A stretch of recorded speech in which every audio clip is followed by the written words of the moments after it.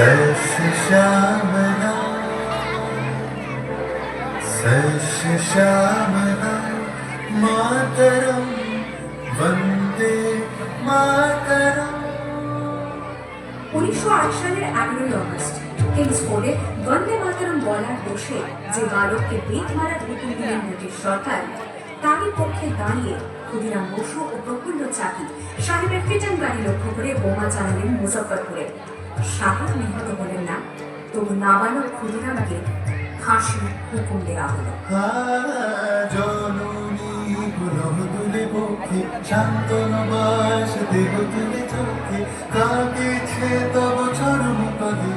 ত্রিংশতি কোটি নরনারী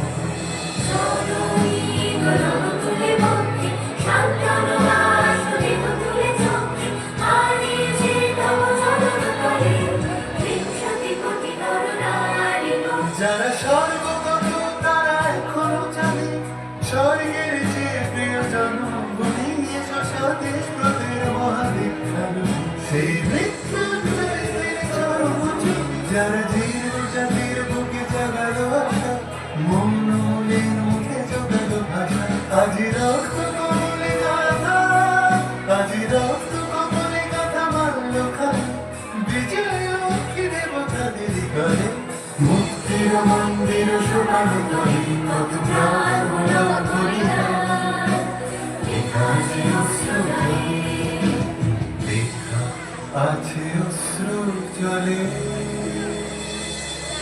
9 এপ্রিল 1918 মাস্টারদা সূর্য সেন ও তার 65 জন শিষ্য মিলে পরিকল্পনা করে চট্টগ্রামে ব্রিটিশ পুলিশের অস্ত্রাগার লুট করেন এবং তারপরে লুকিয়ে আশ্রয় নেন জালালাবাদ পাহাড়ে। এর 4 দিন পর ব্রিটিশ বাহিনী খুঁজে বার করে মাস্টারদা ও তার সঙ্গীদের। সেদিনের অস্তমিত সূর্য ছিল সূর্য সেনের রক্তে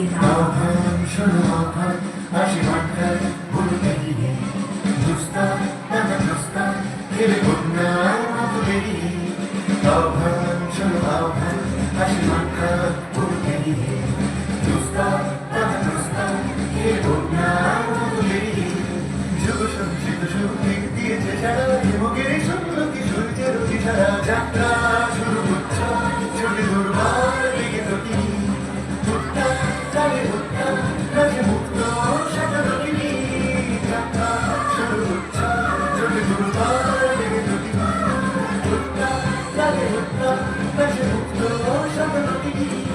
এই শুধু সুখ যে নবপ্রাণে জেগেছে রণসাজে সেজেছে প্রতিকার অর্জনে এই শুধু সুখ যে নবপ্রাণে জেগেছে রণসাজে সেজেছে প্রতিকার।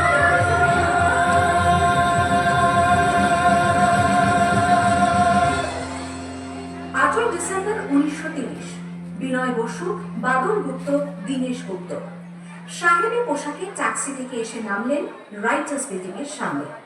সোজা উঠে গেলেন দোতলায়। সামনে সিমসনের ঘর। দ্বাররক্ষীকে ঠেলে ঢুকে গেলেন ভেতরে। বন্দুকের আওয়াজে গর্জে উঠল রাইটার্স।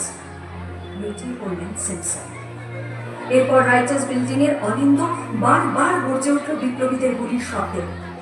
তারপর টেগার সাহেব তার বাহিনী নিয়ে ঘিরে ফেললেন বিনয়, বাদল, দীনেশকে।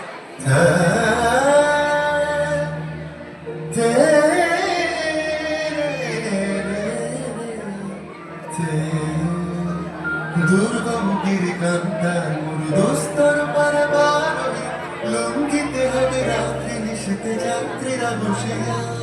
সেপ্টেম্বর 1942 তমলুকের মাটিতে কয়েক হাজার ভারতীয়কে নিয়ে যিনি পুলিশ স্টেশন ঘেরাও করার লক্ষ্যে হেঁটেছিলেন, সেই 70 মাতঙ্গিনী হাজরা পুলিশের নির্মম গুলিচালনা ও লাঠিচার্জ সত্ত্বেও তার হাতের পতাকাটি মাটিতে লুটতে দেন।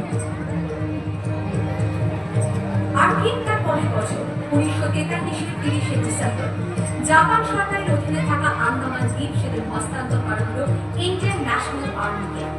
পোর্টব্লেয়ারের মাঠে তিরঙ্গা পতাকা তুললেন সুভাষচন্দ্র। এটাই স্বাধীন ভারতের মাটিতে প্রথম তিরঙ্গা ঝান্ডা। INA commander in chief Subhas Chandra Bose হলেন ভারত, যাকে স্বীকৃতি দিয়েছিল 18টি দেশ।